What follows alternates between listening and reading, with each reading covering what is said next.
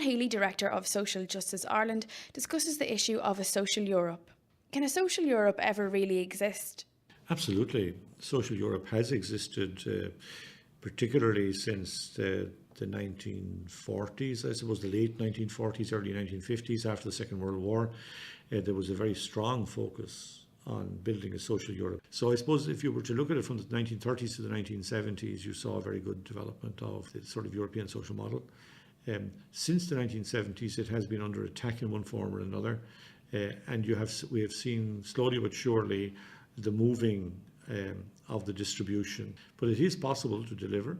We did have it for decades, and it's important that people realise what's actually going on in the broader sort of economy and in the broader politics of their society.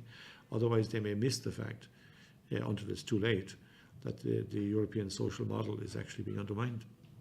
And how great of an impact did the crisis have on a social Europe? Since the crisis in 2008, I think we've seen a huge drive to sort of ensure that there will be no sort of progressing of the European welfare state or the European social model. What we're seeing now is a number of years in which the actual redistribution has been from poor and middle income people to better off, particularly corporates. One of the things that's happened quite clearly as a result of the crash of 2008 and austerity since then is that government has, not just in Ireland, but many governments across Europe, have driven an agenda that says private sector good, public sector bad, and that the argument is that services should be provided by the private sector, and the government plays what I call the Met Office role, that they create the weather and everything else falls into place. So therefore they become just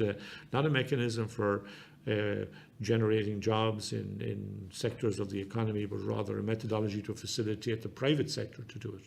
So we have a situation, I think, where there's very serious problem and very serious challenge to the European social model. But I think Irish people generally want to see a solid level of services and income to ensure the well-being of this and future generations, and they're quite prepared to support that.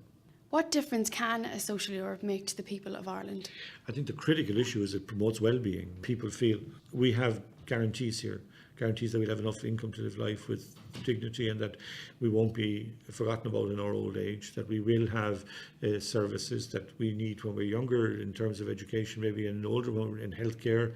That makes a huge difference to people, because then they can see genuine promotion and furthering of their own well-being and the well-being of future generations. The danger we have is that governments may make decisions without actually really engaging people.